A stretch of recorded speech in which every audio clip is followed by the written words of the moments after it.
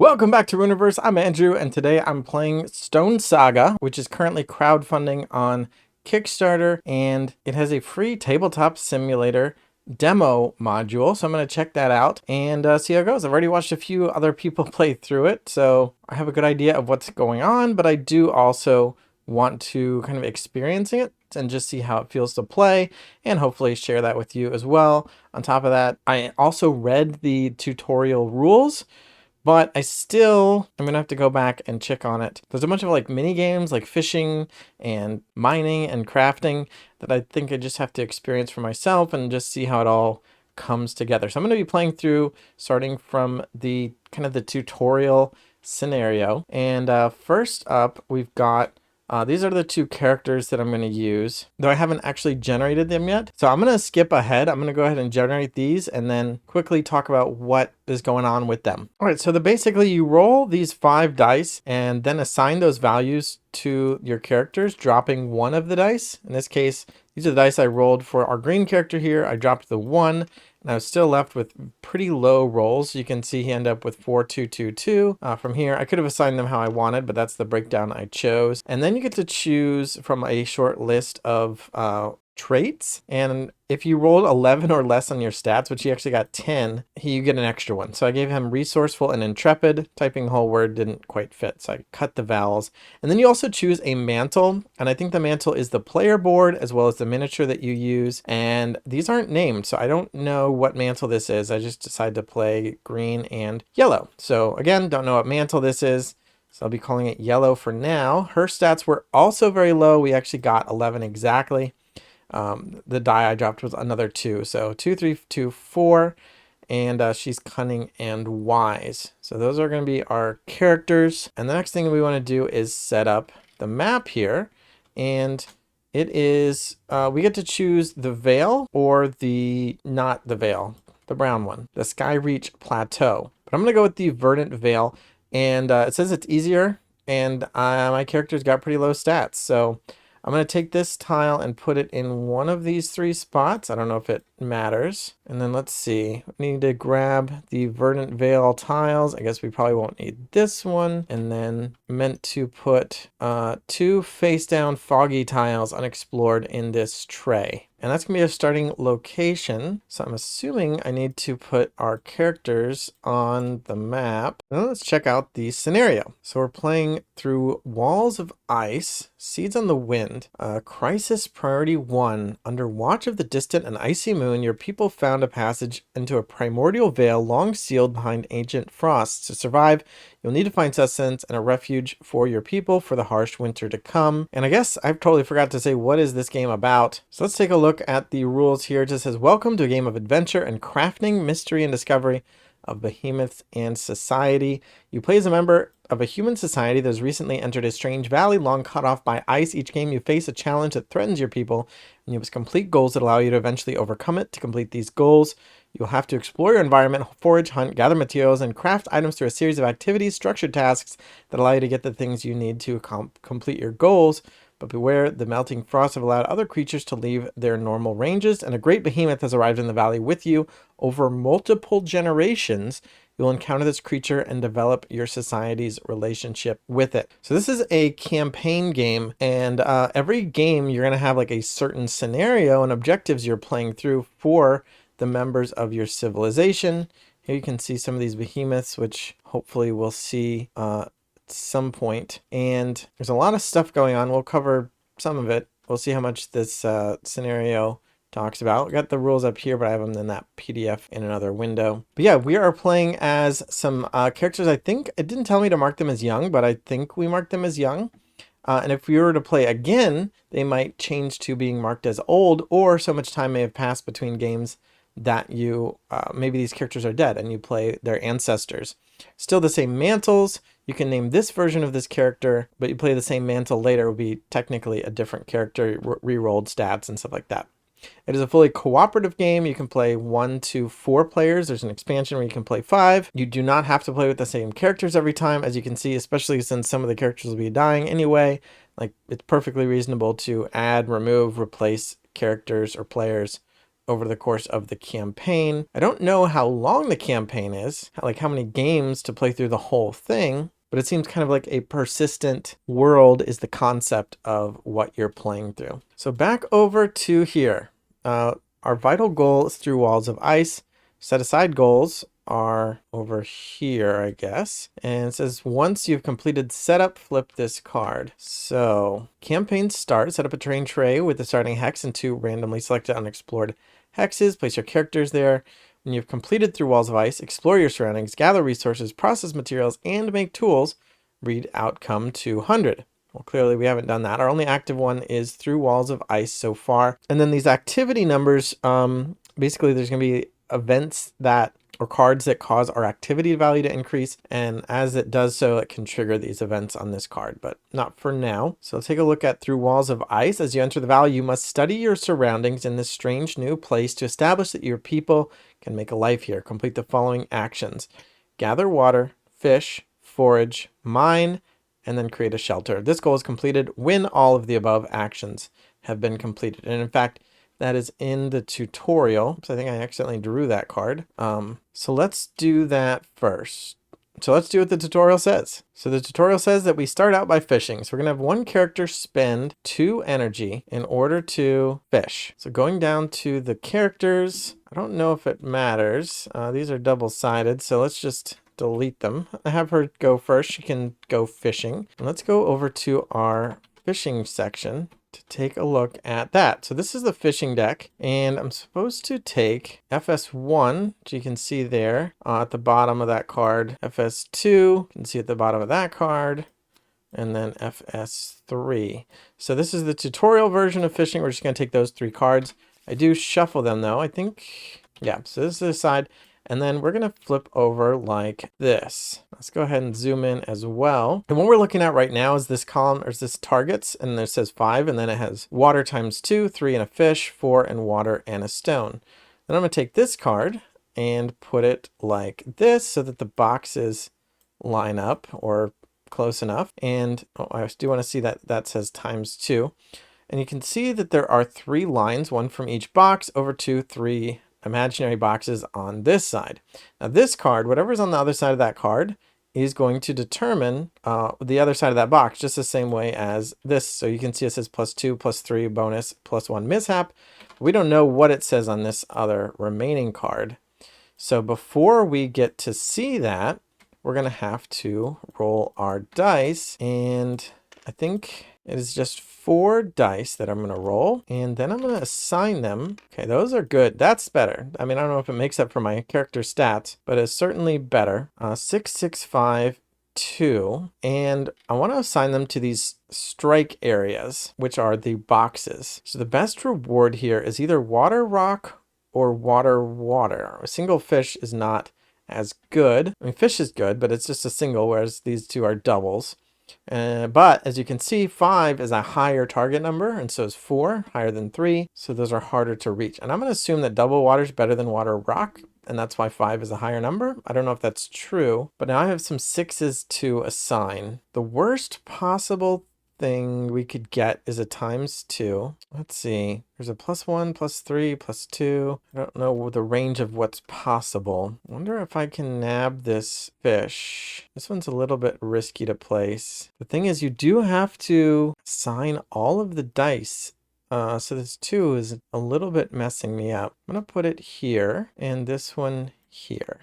They don't quite fit perfectly, but those 2 are going to be in this box here along the black line. This 2 is on the white line or the red line, and the 6 is on the black and red. All right, now that I placed the dice, we're going to actually flip the card and see what we get. And let's see. So the white line is showing +1 with a mishap. So that means the total difficulty of succeeding at the white line, since the white line starts here at the 4 and ends up at the +1, it ends up being a 5. So if we have placed any dice along the white line, we can test our die against that 5. But if we fail, it says that we get a mishap, which is clearly not a good thing. But I think we can avoid it. I don't know. Let's see. Let's just do it one at a time. So the way the rules say is we choose each strike zone and resolve each strike zone separately, not each line. For example, this 6, this 5, and this 6 are all along the black line, but we don't put them all together because they're in separate strike zones. So we'll resolve this strike zone first. A 6 and a 5 is 11. The black line ends in a +2, so that's a 7. 11 beats or ties 7. So that strike zone is considered a success, and we get 2 water for that. So let's go up top and grab 2 water, which I'll put over here. And then let's do the next, another strike. Let's do this one here. So this is on black or red. Black, as we found out, is a 7. So 6 does not quite make it. Or we could choose to resolve it along the red line. 3 plus 3 is 6. We actually make that one, so we can claim the red line reward, which is a fish and a bonus, which is nice. So I'll grab a fish too, and then we also get a bonus. I think the bonus comes from, here we go. Depends on where we're fishing, which is important. I didn't mention that, but we are fishing at a river. So the bonus, if you see at the bottom there, it says bonus, gain 1 additional water. So that is the bonus. And the reason that we are fishing, or the reason I know we're fishing at a river, is that we're on this starting tile, and that is the water feature that appears on this tile. So you can just see that this is a river. So that's how you do that.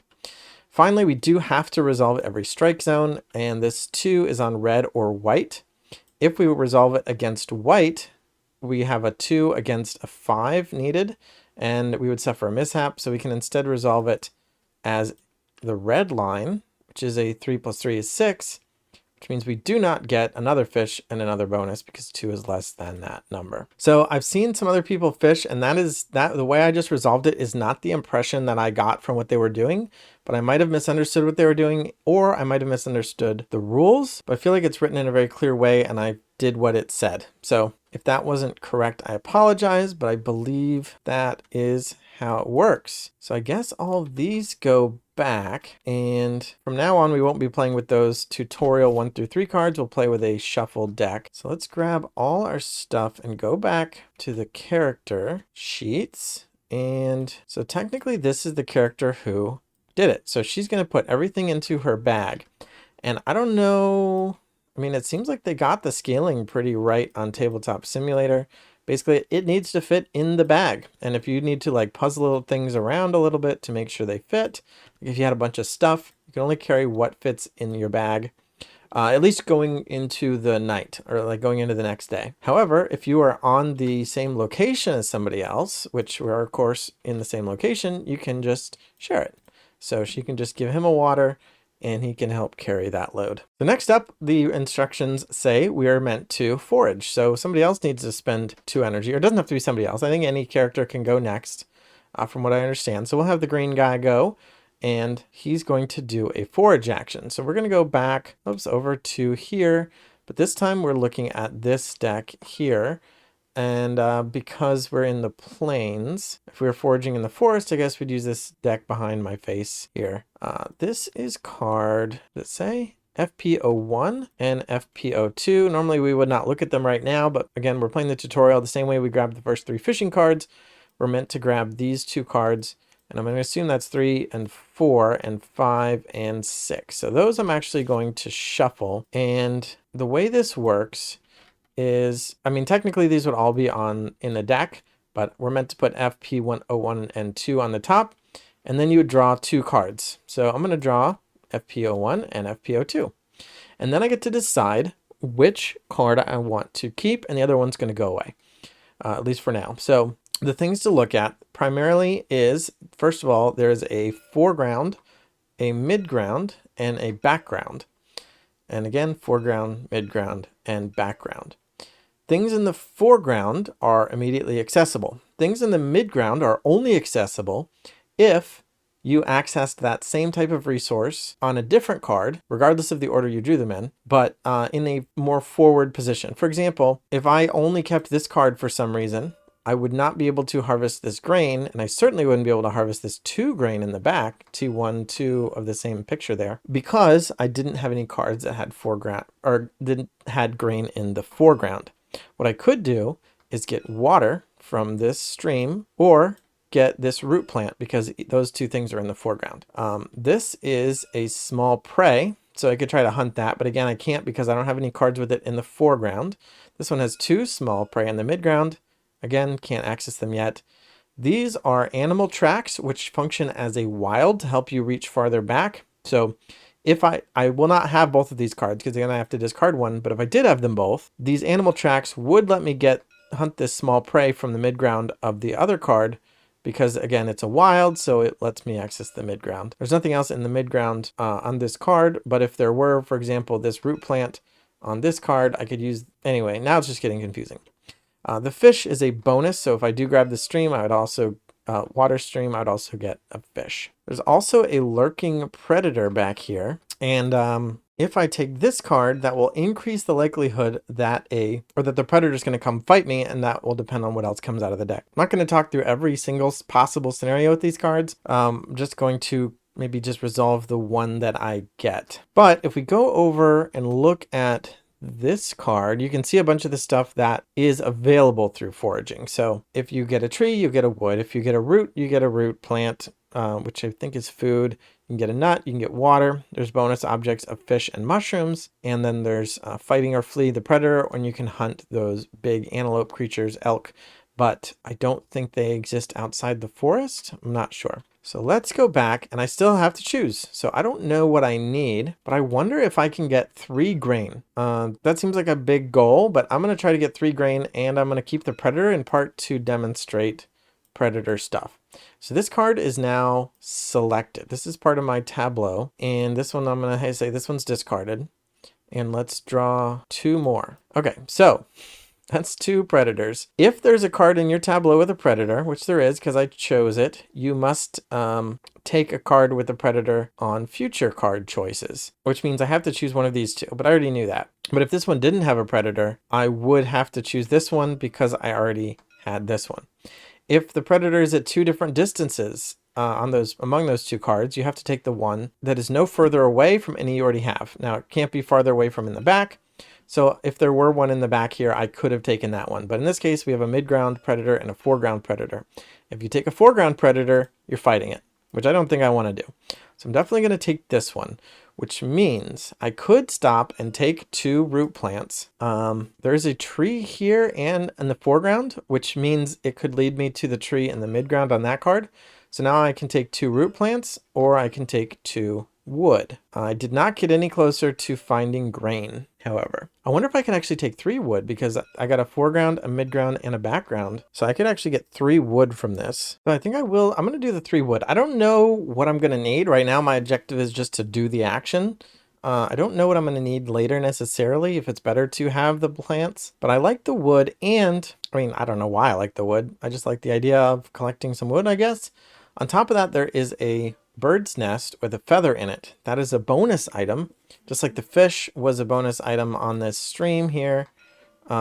This feather is a bonus item for this tree. So if I take 3 wood, I can also get a feather. Now, there is such a thing as a harvest cap. You can only get 3 of an object at a time. So if I had more trees on more cards revealed, I would still only be able to get 3 wood. But the bonus objects don't follow under that restriction from what I understand.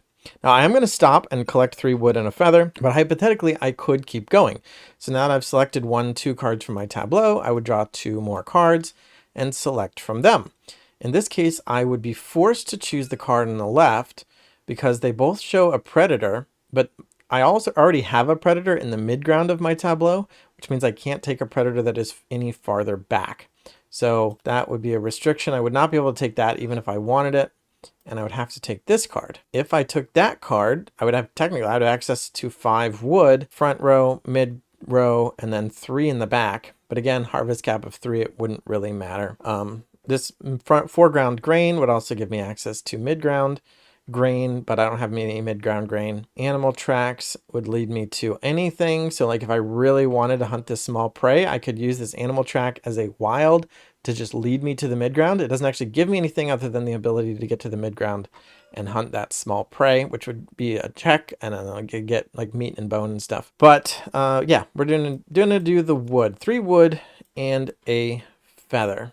So let's go there. Let's see. One. Oh, nope. That was meat. Do want, which one of these is wood? None of these are wood. That's why I was confused. The wood is over here. Is that right? I get 3 of these and a feather, which is also here. I'll go over to the player and those go to him. I don't know if he's going to need that much wood, so let's go ahead and just share one now. I don't know what it's for, but just even it out. Oh, and I just found out I did that wrong. So the foraging area that is available on this tile is actually this forest here, and I was using the plains deck, which should have been the one that we would have used over here. So yeah, I was supposed to forage the forest. So that was my mistake, but I'm not going to roll the whole thing back.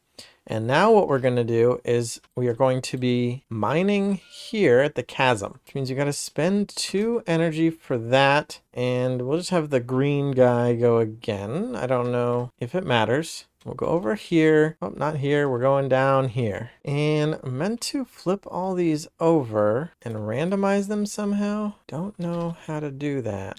So all these stones are showing omen symbols, and it's supposed to be randomized which ones are going to the bag, which would be totally easy to just flip them over and shuffle them all around on a tabletop. But on Tabletop Simulator, I mean, I guess I can play this little shell game with myself. I don't know what any of the symbols are yet anyway. I don't need the one on the left. So I'll just do that with these. Come right back. I guess what I could do is, well, I mean, I already did the thing now, but I could put them in here, hit the R button to shuffle it, and then pull them back out. So there you go. If you're on the Tabletop Simulator, that's what you could do. As long as the bag's empty, nothing else is mixed up in there.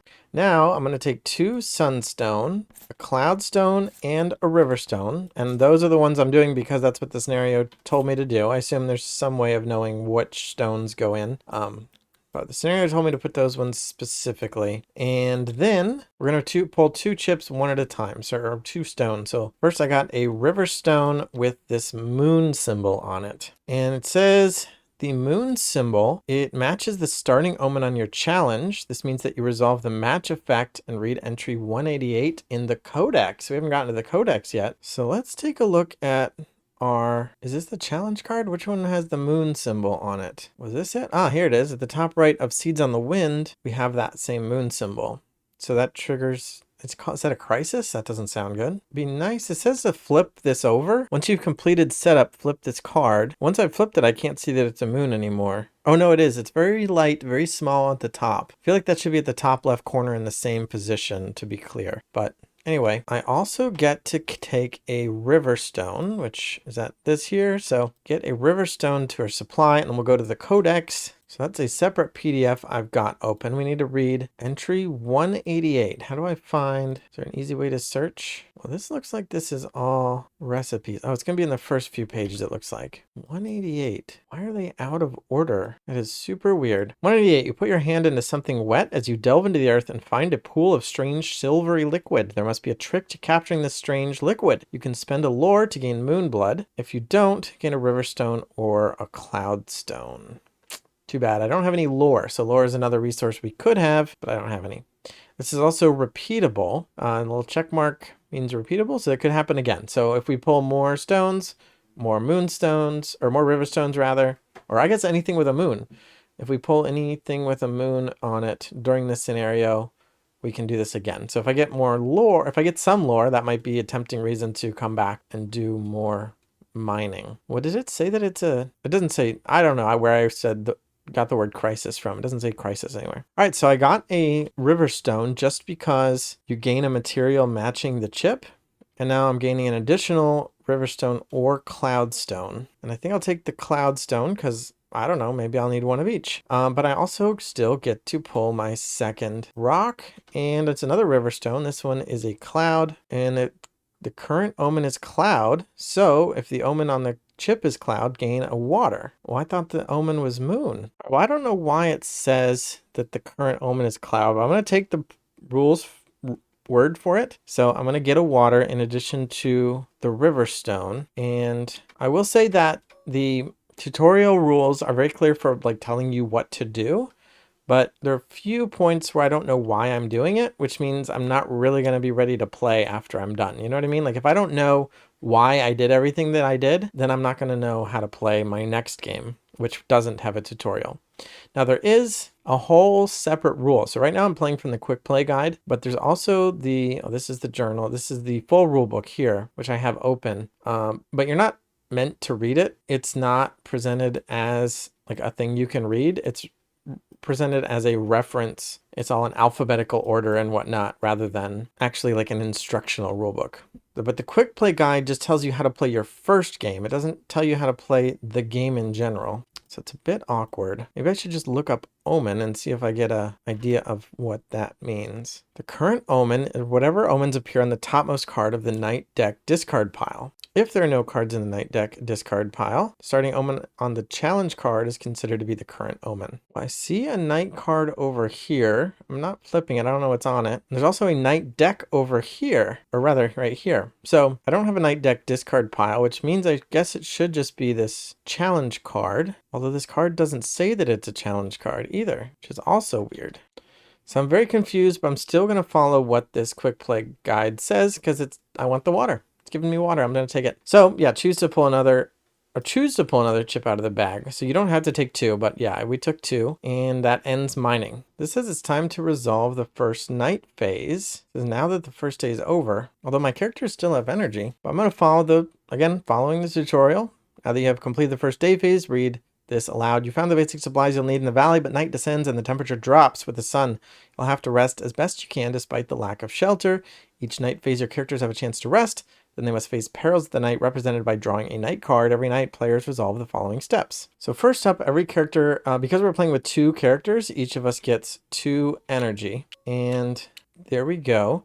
Then if we have food and water, we can eat it. I guess we're supposed to put it into our appetite slot. I'm actually going to give her a fish, I think. Maybe water, actually, because the food can go bad, and in fact it is going to. So you can see that on this side it has a little arrow, which means it can flip over, and on this side it has a little X, which means it can be discarded. So it'll last for the current round and the next round.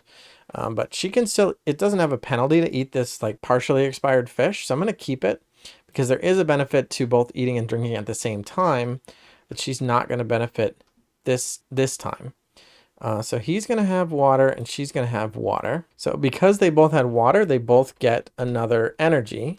So he's going to get a 4th one and she's already maxed out at 5. But I'm still having her drink water because if you don't eat or drink, you get a minor injury. Now, because she maxed out her energy during the night, she gets a minor bonus, which is a reason to not necessarily run yourself out of energy every day. Because I think we could have done more actions, but by doing it this way, she was able to max out. He wasn't, though. So I wonder if actually should have given the food to him and then he could have eaten and drunk water. He would get that extra energy, which would give him a boost as well. But I'm thinking it's not necessarily worth the resource for the boost. I don't know how plentiful our food and water is going to be in the future, so I'm not going to spend it just for one boost. So I'll take a boost. I think I'm going to give it to her this stat here. Whoops. The eyeball awareness stat, because why isn't my pointer arrow working?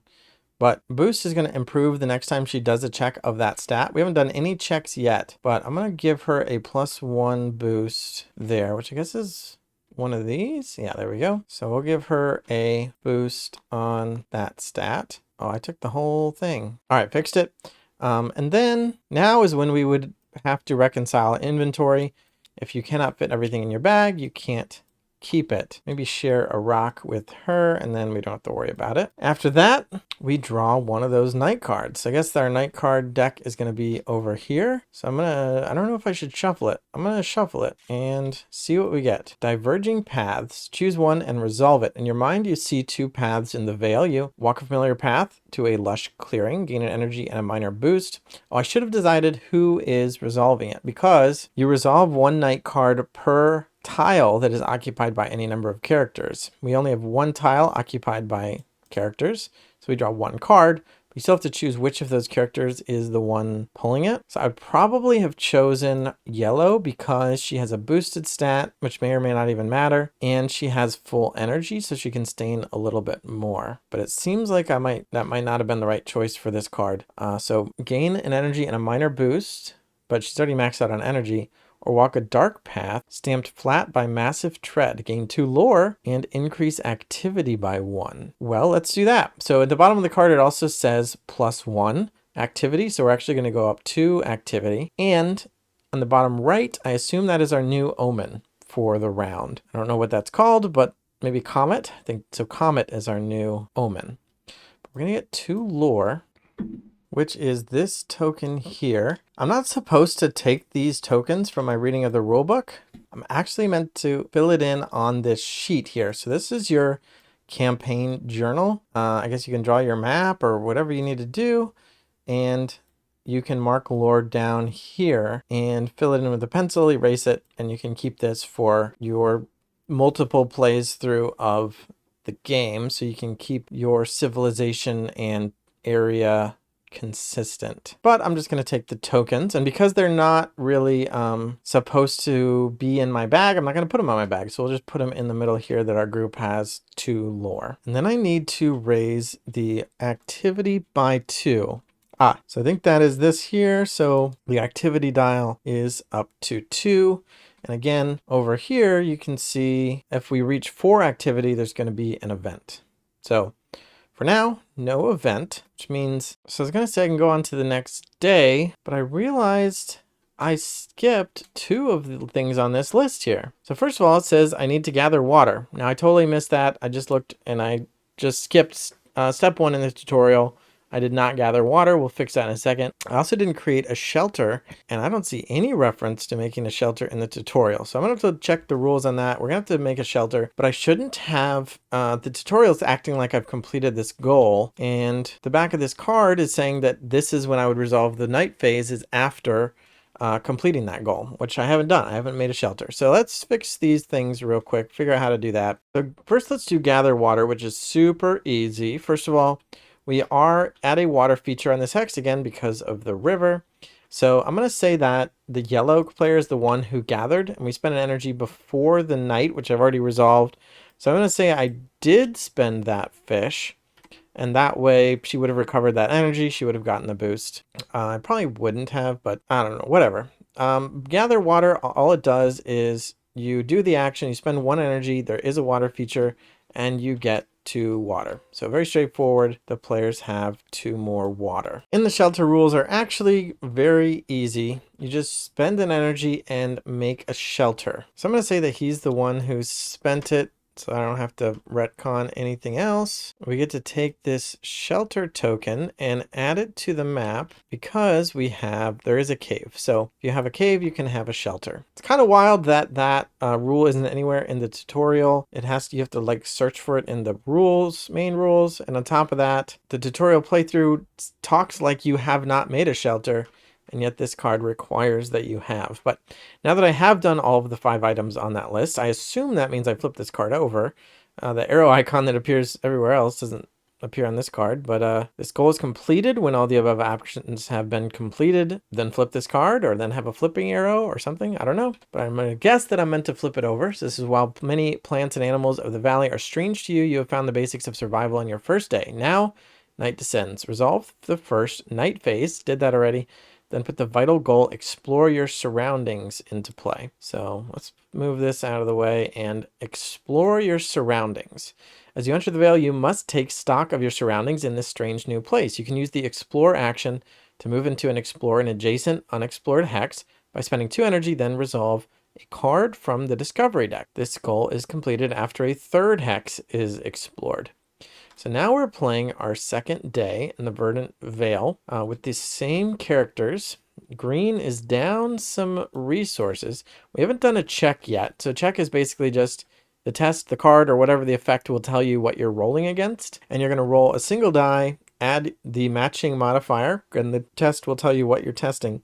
And you add your modifier to the die result. So our characters have very low stats. So hopefully that doesn't happen. But the boost will add one time and then be discarded. So it just applies to the next test of that stat only. Because she's got the energy, let's have her explore. So we spent the 2 energy, and then it just says explore it. So I guess that means flip it over. We can do either one, but it doesn't matter. So let's do this one.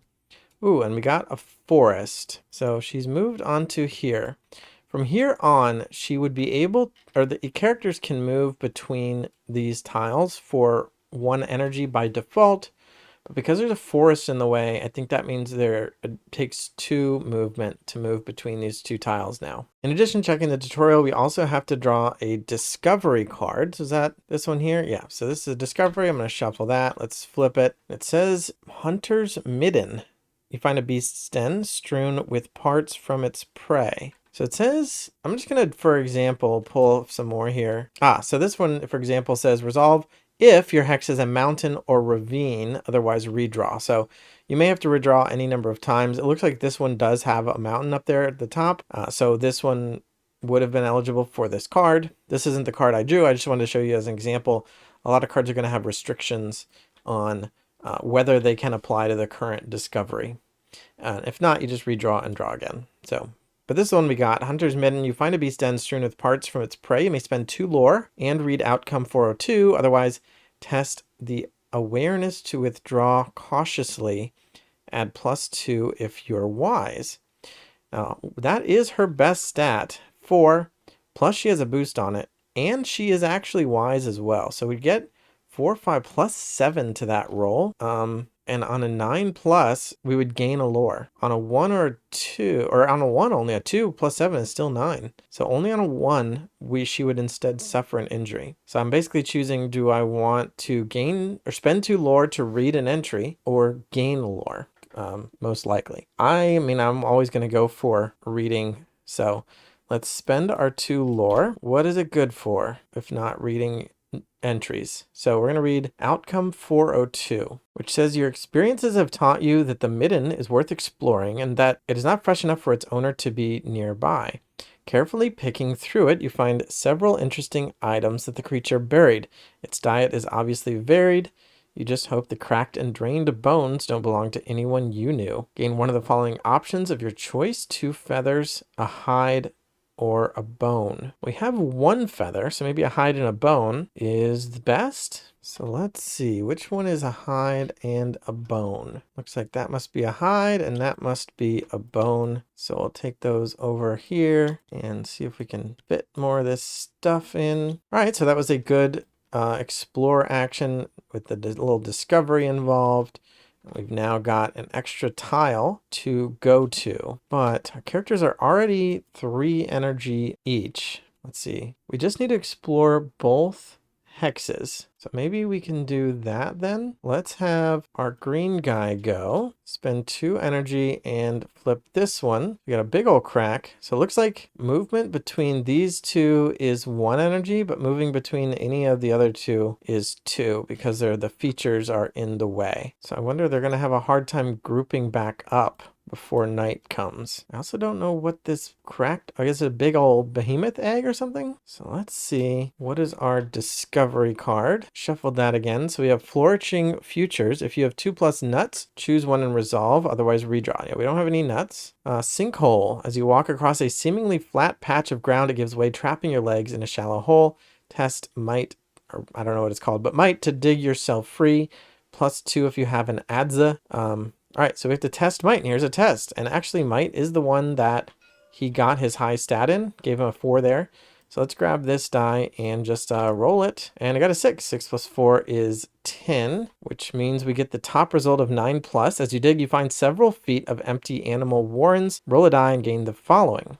Okay, so we'll roll that die again. This time we got a 4, which means we get 2 tendons. All right, is one of these a tendon? This is an animal part. All right, this one here is the tendon. We'll take that back over to the characters. And was that it? Yeah, pretty good. Discovery. We'll discard that one. This one I'll shuffle back in, and there we go. Now he's got only 1 energy. You probably don't want to go to 0. I mean, I don't think there's any penalty for going to 0. It's just that you don't automatically recover everything per day. And I forgot. Maybe we should get some food because, well, again, they're not going to be able to meet back up with each other in order to share. So he's not really going to be able to eat unless he does an action to try to find some food. But there's no forest or plains here. Maybe he should just spend his energy to go home, and she can either fish or forage and spend, no, she'd need 4 energy, 2 to fish or forage and 2 to get through the forest back home. So I'm not sure how he's going to eat. I mean, he doesn't have to eat because he has water, so he can at least drink. It's just that it would be nice if he could get more energy back. But I should pause because now that we've explored 3 tiles total, we complete this. You found nourishment and shelter and awaken refreshed. You're ready to face your goals for the next day. Is that supposed to happen at night only? Kind of confused because we're in the middle of the day here. Wonder if I'm doing something wrong, but I'm going to ignore that flavor text and just put the vital goal gather resources into play. So now we have this one. It says, oh no, I'm on the wrong screen. Apologies for that. So this is what we're reading. Put the vital goal, gather resources into play. Is on the other side of the explore your surroundings. Looking at the amount of energy we have left. We have no food, but everybody has water, which is at least something. And this is the tendon here that we got. So hopefully I didn't have that PDF up too long. To thrive in this new place, you'll need to acquire resources beyond just food and water. Fortunately, this valley has many materials available, but you'll have to work to get them. You can gain materials from foraging, mining, and even sometimes fishing. This goal is completed when the character as a group have the following: wood, fiber, sunstone, cloudstone, riverstone. Wood, fiber, sunstone, cloudstone, riverstone. We have wood, not fiber. We have riverstone, cloudstone, but not sunstone. So I need fiber and sunstone. So soon fiber comes from foraging, and it seems like the best chance at sunstone is going to be over here mining. In fact, I'm pretty sure all this stuff was supposed to come back out of the bag after I completed that mining action. So let's mix these back up just for future reference, future use. I'm probably not going to mine now though. What I'm thinking is I'm going to spend his last energy in order to move. Go back home. There's really nothing in this tile. It's pretty barren. I mean, unless there's some special thing we can do with crevices and hatched eggs, but there's no water, there's nothing to forage. So move him back here. There's also a shelter here. And then for yellow, I think I will have her forage and see if we can get some food. And this time I'll correctly forage from the forest. So go over here, shuffle the forest deck and draw 2. So we got a predator in the mid-ground, which is not great. He's a little bit close because if we ever draw another predator and he's in the foreground or the mid-ground or the front, that means we have to fight him immediately. Oh, but there is a cloudstone down there along with, I think that's a bush of nuts. But we're looking for our fibers. Oh, and fibers actually come from see that tree with vines on it? I don't know if I missed that on the plains foraging I did or if it just didn't have it, but those yield fiber. So we could have 2 trees. Both cards have trees in the background that have fiber, and I don't want the predator, so we're gonna ditch this card and draw 2 more. And now we have a background predator.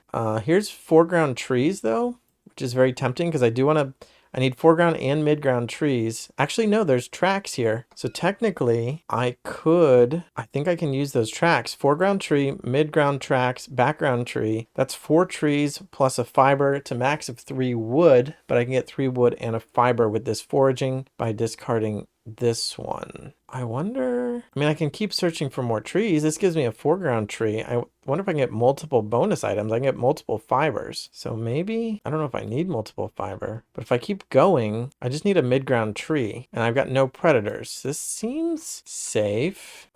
Still no midground tree and I have to take one of these. I'm definitely not taking that one. Neither of them particularly helps me. I mean, I don't have to get fiber now. I also need, well, the other thing I need is sunstone. I saw the cloudstone or whatever.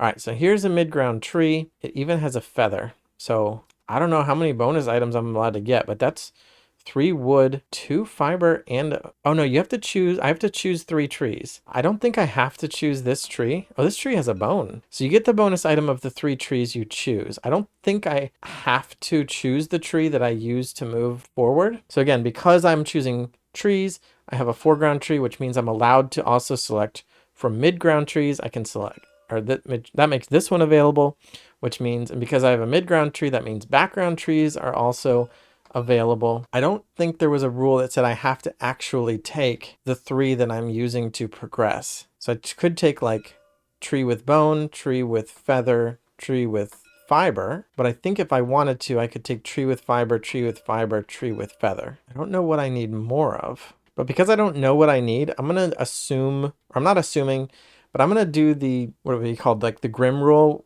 which is worse for myself, and restrict myself to taking a foreground, a midground, and a background. I don't think that's a restriction because I didn't read it in the rules, but I'm going to do it anyway. So I'm going to take a bone, a feather, and a fiber. So we get 3 more wood, another bone, and then we get a fiber. We definitely do not have room for all this stuff. I think this is the fiber. So now all we're missing is the sunstone. Oh, and I gave this stuff, the wood, to him, but she's actually the one who forged it. We're going to have to figure out how to handle that during the night phase. And I think that just all gets shuffled back up. And now she only has 1 energy. She cannot travel. And there are rules for crafting, but we haven't gotten that far yet. We've only unlocked this one. I think this is going to teach us how to process materials, but we're not technically there yet. I don't know that we're allowed to do that. So I guess I'm going to say that they're resting now, although I'm going to have to decide. Or so she's going to drink water. No more than 1 helps you. So there's no reason to drink multiple water. You can do food and water, but not... Oh, I have 2 bones. Oof. Yeah, I'm just kind of wasting this stuff anyway, aren't I? So I'm not going to be able to keep everything. She can't carry around that many sticks. So I wonder to change my rotation so I can fit more stuff in here. All right, I think I'm going to have to get rid of 1 stick for her. And she's still got 3 wood, 2 bones, a hide, fiber, and a riverstone plus 2 water. And he's fitting everything in his bag just fine. So they both spend a water, which means they both get an energy. He's also at a camp here, so he also gets another energy. Everybody automatically gets an energy. They both got back up to 4. Now they're actually in separate hexes, so we have to draw a night card for each occupied hex. Let's do yellow first. Whoops. And see what she gets. Night card, yeah.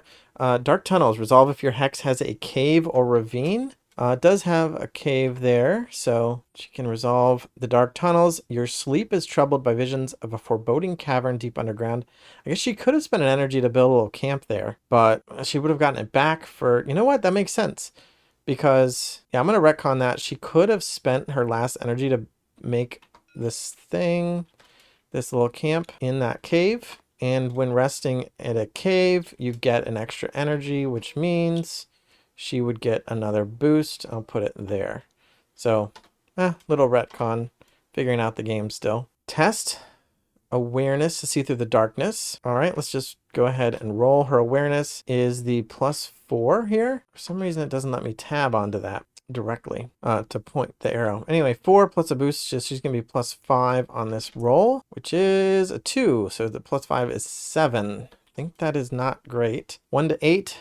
Lose all boosts. Oh man, it's kind of harsh. So, dang, I was with a boost. We needed 9, so I would have needed to roll 4, 5, or 6. Yeah, all right, well, boosts are gone. And then for green, he's going to draw a night card, which says Distant Howl. Resolve if your hex as a moraine, plains, or forest. He did go back to the starting tile, so we do have a forest there. I don't know what a moraine is. You hear a cry in the far distance, mournful and strange as it echoes across the valley. Suddenly, several calls answer it, much closer, indicating a nearby herd or pack. Someone in your hex must test trees to stand firm. Add +2 if they are cunning. Uh-oh. All right. Well, his trees is 2, and he is not cunning. Cunning? Yeah. All right.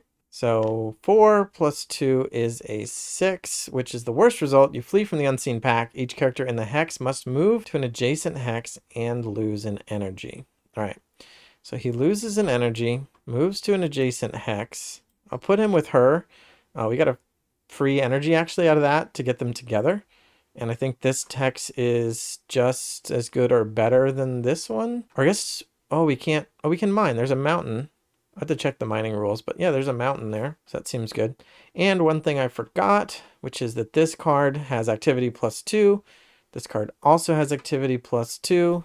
So we're going up to 6. There we go, which means we trigger that for event. For activity, as your people explore the valley, they find an impressive abundance Each character in a hex with a river, lake, or wetland gains a water. I assume that would have triggered before we resolved the second night card because her card had +2.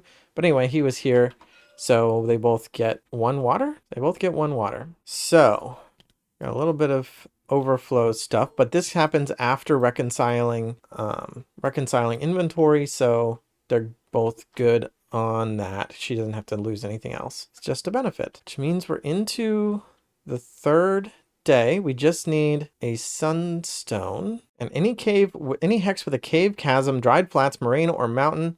The character can make the mine action by spending 2 energy. And here it is. So the which stones you use depend on the feature.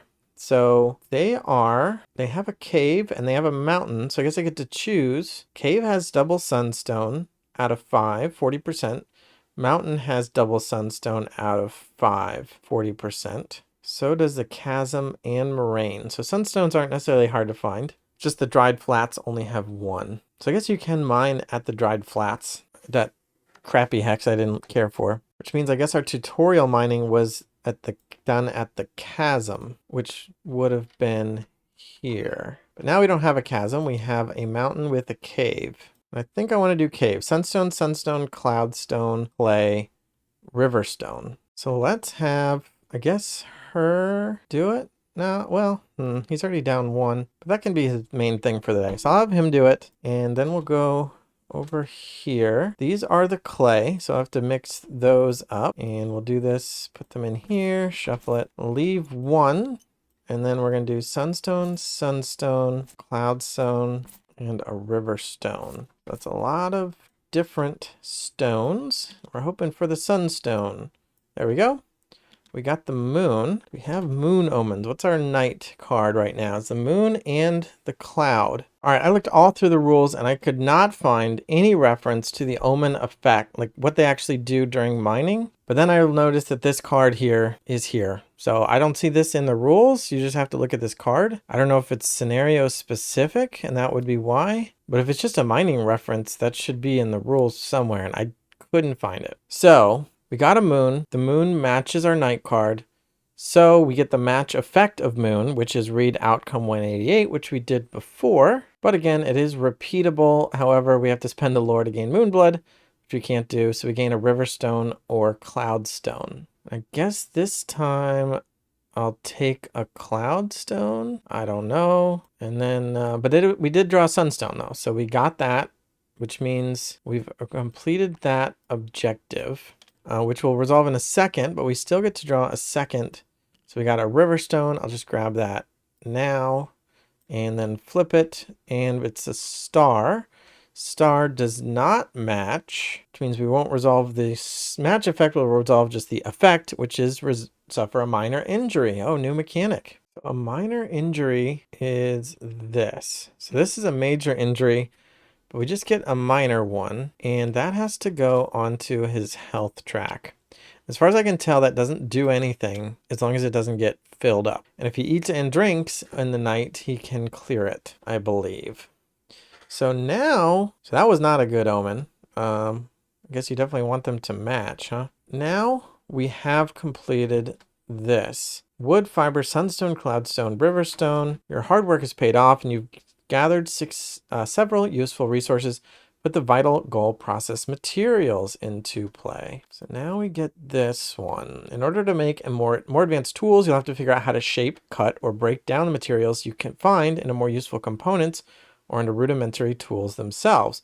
You can take the processing action to use any tool icons in your possession to flip material tokens with a corresponding icon. This goal is completed when the characters as a group have the following materials: a shaped cloudstone, a flaked riverstone, and a woven fiber. All right, so let's take a look at our characters and what we have. So at the bottom right of this is the processing symbol. I can't tell what that picture is of. This looks like 2 rocks getting smashed together. So if you find something to smash into it, it can be processed. This can be processed with a knife. This can be processed with fire or a knife.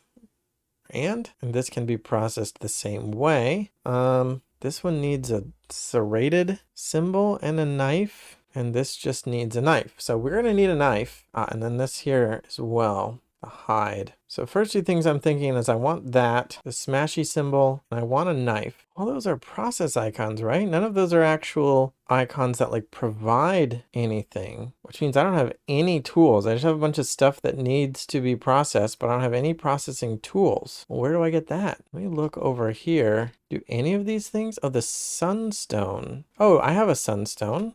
I just put it off to the side here. So the sunstone has that symbol there, which means it can process something. I only have one though. I think I'm going to go ahead and have him spend his last energy to process. We're going to process this and I'm going to do the cloudstone. That's the only thing he has. What do we need? Do we need a shaped cloudstone? Sure. So the process action, because this symbol, or not that one, this symbol it requires it to flip, but we have this, which is just a square with no arrow. It can flip this. Now we have a processed cloudstone, which can be used to crack other stuff. And I couldn't do more than one. I didn't have more than one anyway. But because we only have one item that can do that, you can't process more than one thing. So now he has this. And after his action, he can give this to her. And maybe she's going to want to crack something too, or process something. Well, she has this that could be cracked. So sure, let's spend one of her energy. And now we're using the symbol to, or no, we need to give this thing to her instead. She can't use that other symbol. She doesn't have anything that needs that, but we can use this to flip this. And now we have it looks like an arrowhead. So now we need a knife in order to make a woven fiber. I assume I need a knife for that, but I don't have a knife. Oh, this can be used as a knife. All right, so let's use another energy for another processing action. And this arrowhead can be used as a knife to flip this into the woven fiber. So now we've met all these requirements.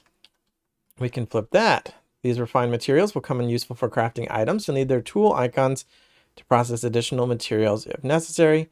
Put the vital goal, make tools, into play. So now we get to make tools. Tools, clothing, and perhaps even weapons will facilitate your survival in the valley. You'll have to experiment to discover what can be made with the materials you've found. You can take the crafting action to combine two materials. This forms a starting color and 4-digit code, which you then look up in the game codex to see if it creates an item. The game goal is completed when the characters as a group have any two different items. So I guess item is a very specific term meaning stuff that you've crafted. So now, for example, if we had, I'm going to do a spoiler here because I watched some other playthroughs and I know that the feather and the arrowhead can make an arrow, which doesn't make any sense to me because you need a stick. I don't know how you're making arrows without a stick. But the feather has to be processed first, it looks like. So maybe after her action, they give this, green gives yellow the feather so that she can process it, and then they can be combined. I wonder if the arrow can still be used as a knife. I mean, we can make more arrowheads though with this. We have more rocks, more river stone that can be processed. We just have to make sure to have it with the processed cloudstone. But I don't know if I want to do it now because we're running low on energy and I'm still playing a game here. So I think we want to try to get food. And I wonder what's the best. I mean, they both have water, but I'd love to get food, which probably means fishing, right? I guess foraging for roots and grain makes sense as well. You can even find fish while foraging. That might be better. Although grain and nuts have to be processed to be eaten. So it looks like the main option are actually roots or fish. And I feel like roots while foraging is the safer option. So let's have yellow forage. She's in the forest. So we're going to use the forest deck and looking for roots. All right, well, we definitely don't want the predator. We did not get any roots, but what we did get, roots are in the background. So if we can get back there, we can get those. We also have some foreground tracks, which is nice. The midground mushrooms can also be eaten, and it looks like, are the mushrooms a bonus item along with the bush? Or we can take the fish with the water, but that's only one fish. I don't know if that's one mushroom or two with the nuts. So unclear. Let's draw two more to go with that. No predators. We got a foreground bush, so we can go bushes now. There's more background roots. Here's midground roots along with foreground trail, which we already had a foreground trail. But that can lead us to the midground, which can lead us to the background, and we can just straight up get 3 roots. The other two from here and two, or one more, we can only carry 3, so. But if those are bonus mushrooms, we could get nuts and 1 or 2 mushrooms. All right, looks like that's called a cluster, and that is 1 mushroom. So we would get a nut, a bone, a nut, and a mushroom. I don't have to stop now. It's possible I can find more mushrooms with nuts. Actually, I don't know if that exists in the deck. Or I could just take the roots now, 3 roots now. But I do have to pick between these 2 cards before I move on. I think I'm gonna push my luck a little bit here. All right, so we got 2 predators, which means I have to take a predator. This one gives us our foreground root, but we already had a foreground trail. So I'm really looking for a midground. This has a midground trail, so at this point I could just do trail, 3 roots. And now that I have a predator, things are a little bit scarier, because if I draw a predator card, I have to take one. Even though it's in the background, like if I flip a foreground predator and then a background predator, I guess in that case I could take the background. But if I flip a foreground predator and no predator, I have to take the card that has a predator, which would mean it attacks me. So I might just do footprints leading me back to these roots, take 3 roots, and be happy with that. So let's go over here, take 3 of these, and those are going to go to her. Planning to eat, we'll share 1 with him so he can eat. Both get some water to drink. Maybe give him 1 to hold here to figure out our inventory situation again. She does have 1 more energy, so we could go ahead and, what's that called, crafting? And it looks like my little spoiler is actually directly out of the rule book. So an arrowhead and a feather can be combined. And this is a good example for how to, I would never have guessed this, so I'm glad it's in the rule book, because I would not have thought to try to make an arrow without a stick. But so as you can see, you line them up in the way that you think they would be lined up. That is to say, like, if you were to imagine the object in your head, you would imagine the arrowhead pointing, the pointy end pointing away from wherever the feather is. And you might not be sure which orientation the feather could be, but conveniently, there's only 2 ways it could go. There's actually only 1 way you could put them to combine it. So in this case, I'm going to tell you how to read this. You're going to read it as red, because the first symbol on the left is red, and then it's 1 because there's 1 symbol, 4 because there's 4 symbols, 1 and then 0. So red 1 4 1 0 is how you read that. And if we look at our actual components here, we can look at different orientations. So if, for example, you thought that this is how an arrow is made, well, this isn't even an eligible crafting attempt, because these 2 edges, these 2 adjacent edges right here, need to have matching color and symbol. Not quantity, but color and symbol. Which means you know that if these 2 can go together at all, oh, they have to go, this actually has to be changed first. So actually she's going to have to spend her energy to process this. So we're going to do that. We do have the knife here, so we're going to use this to process the feather. That was her energy, and we had to do that. That was a processing, not a crafting. But now we're going to have to do the night phase, but just so we finish this explanation, as you can see, this still is not an eligible attempt. What you could try to do is craft this, which would be called red 3 4 1 0. You could not do this because these don't match. You couldn't do this because they don't match, and you can't do this because they don't match. So the only possible ways to do it would be like this, because yellow triangles next to yellow triangles, or like this. So you could try this, but no one would ever try to build an arrow like that, right? Like that the pointy end is adjacent, perpendicular to the feather. That doesn't make sense. So at least this part makes sense, even though still missing a stick. So this is the one of 2 possible ways you could attempt to craft it. And it's the only sensical way you could attempt to craft it, given these 2 components. But we're going to have to end the day like that. So each of us gets 2 energy back, just by default. We're going to spend our food and roots to get 2 more each. Because he ate and drank, he gets to drop an injury. And because we are at a camp, we get 1 more, I think. So it's actually pretty good. Let's see how much stuff we can fit in our bag. Gonna get a little creative with the rotations on this. I don't think that's gonna help me out, is it? Can I do that? And then like this, and like this. This looks like it almost kind of fits. Not quite. All right, how's that? And then for yellow, easy. All right, so that is part of it. They also both got full energy, so they both get a boost, which they can put in one of their stats. I think we'll put hers here again and put them both in their best stats. They also, she needs to grade that remaining root. So now it's showing the X symbol. That means next round it will perish. We're now only in 1 hex. So we only need to draw 1 night card. And let's draw it for him this time for green. So let's see. If characters in your hex have 2 or more food total, choose one and resolve it. But we only have 1 food total, just the 1 root. So this is ineligible. Skyfire. A thunderous crash drags you from the depths of your dreams and you see smoke rising from the distance where lightning struck. You must test trees to overcome your fear. You may spend 3 lore to add +2 per lore spent. Well, we don't have lore and his tree sucks, but let's roll it anyway. Roll 4. 4 plus 2 is 6, which is probably bad. 1 to 6, lose an energy as you struggle to return to sleep. All right, well, not the worst, but yeah, we have pretty bad stats. And our new omens are going to be cloud and sun, and then he loses 1 energy. Well, I totally missed this, but this card says mystery and solo at the top. I don't know what mystery means, but solo means that this card applies only to the character who drew it, so I did it correctly.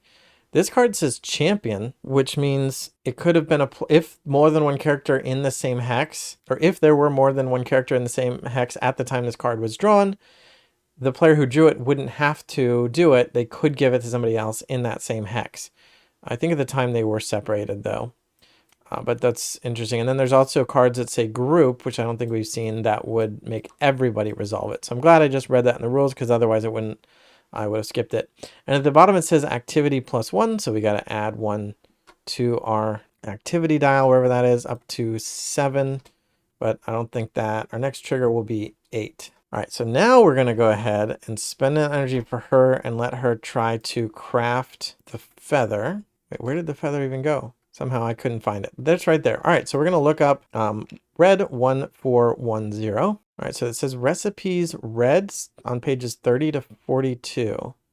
So hopefully this makes sense. Red recipes, we're looking for 1410. So I guess these are in numerical order, sorted by color. 1410, you got stonehead arrows. You made a bundle of stonehead arrows. You'll need hardened wood for the shafts, an extra for when they break. You'll also need a bow to use this item. Discard the materials used and gain the stonehead arrow items card. Search the item card deck face down for IT08 and record it in your tribe's journal. All right, so this is spent. This is spent. And where is the items deck? Looks like it is over here. And right there on top is IT01. But I need IT08. Let's take a look. Is there a better way to do this? 2? These are both say IT01. Interesting. 2, 2, 3, 3. This would certainly be easier to do with a physical game. I know there's a search function, but I feel like that would search the card faces, and I'm not supposed to look at the card faces. So now we have card 8, and it is stonehead arrows. When you use this item, for each hardened wood, you may roll an extra die. Whenever the result of a re-roll is a 6, discard a hardened wood from this item. I don't understand. When you use this item, I don't know how to use it, but I assume I'll figure that out later. But for each hardened wood, so we can store hardened wood on this space. We don't have any hardened wood, but we could store it here. And for each one here, we get to roll extra dice when using the arrows. Again, don't know how to use them, but assume that'll come later. What confuses me is the next part. Whenever the result of a reroll is a 6, discard a hardened wood from the item. What rerolls? The first part talked about rolling extra dice. It didn't talk about rerolling.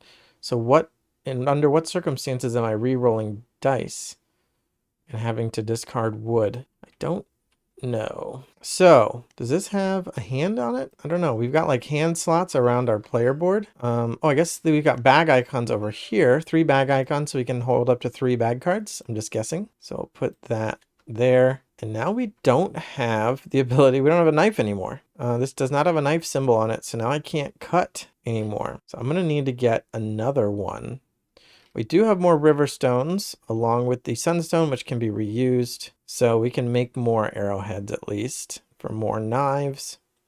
And the more knives you have, the more you can cut at once. I almost wonder if it's worth mining for more sunstone so that then when we do a process action, we can process more at the same time. Well, I also have a few other items that theoretically could be used to make something.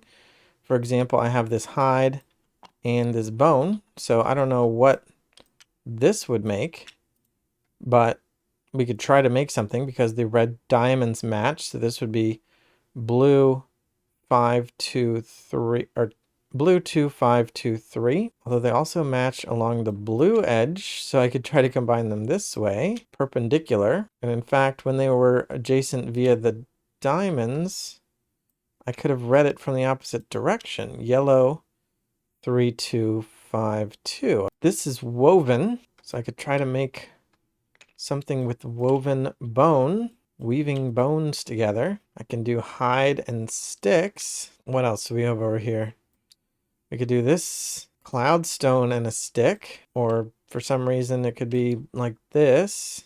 I am not like a nature person, so I'm sure there's people who've read like survival guides and know how to build things and make tools in the wild. I don't, so I don't know if something is clicking for anybody and what kind of things I could make. But you know what? I'm going to try to make a woven fiber bone combo here. They have actually a lot of ways they can combine. No idea. All right, so I think I'm going to do it. I'm going to spend an action, but I'm going to cheat and I'm going to look up every combination that these two could make. So again, we've got adjacent via red.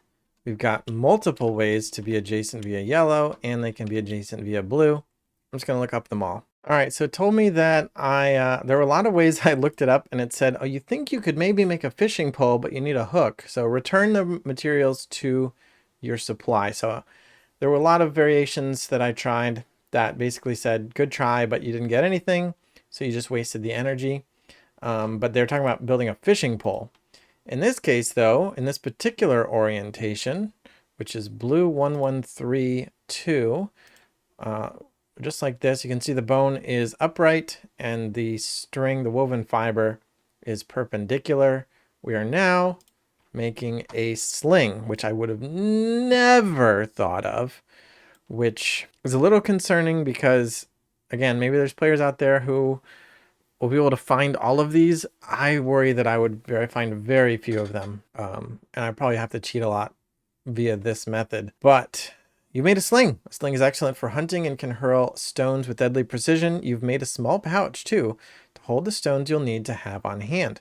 Discard the materials and gain the sling item card, IT30. It says I can use this search feature, but I don't know. I need to find 30. And this is showing me all the items. All right, so search for 30, IT30, 16, 30. Okay, so we got a sling. When you hunt using that river symbol, you may discard a stone from this item to roll an extra die. You may discard a second stone from this item to roll an extra die again. Any type of stone can be stored here. So you can start throwing rocks. So we didn't talk about hunting, but hunting is, and she can have up to 3 bag items, I assume. So she can have both of those, but maybe, let's see, do either of them have good? Her river stat is better.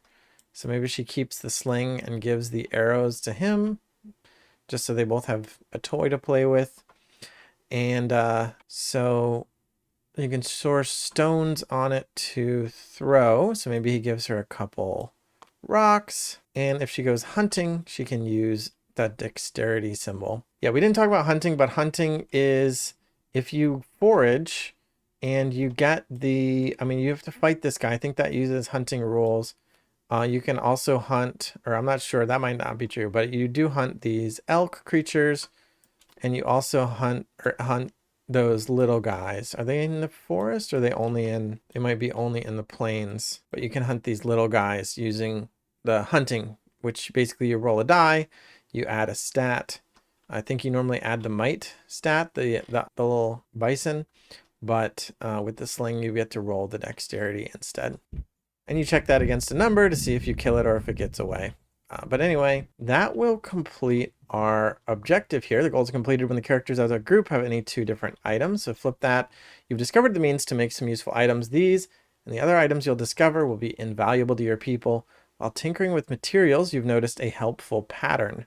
Weapons are often crafted with a vertical handle made of wood or bone, while tools are often crafted with a horizontal handle of wood or bone. There are, of course, some exceptions. All right, that's a nice, helpful tip. You've completed your last goal card. Refer back to your challenge card to see what happens next. So I guess we're meant to play until we get to 20 activity. But honestly, I'm not sure what else I would be doing.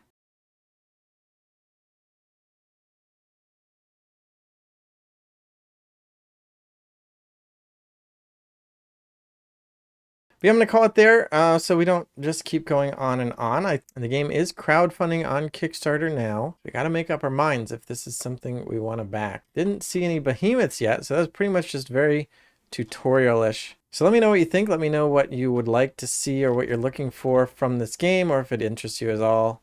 If you're even watching this far, thanks for watching. Subscribe so we can get more subscribers, and bye.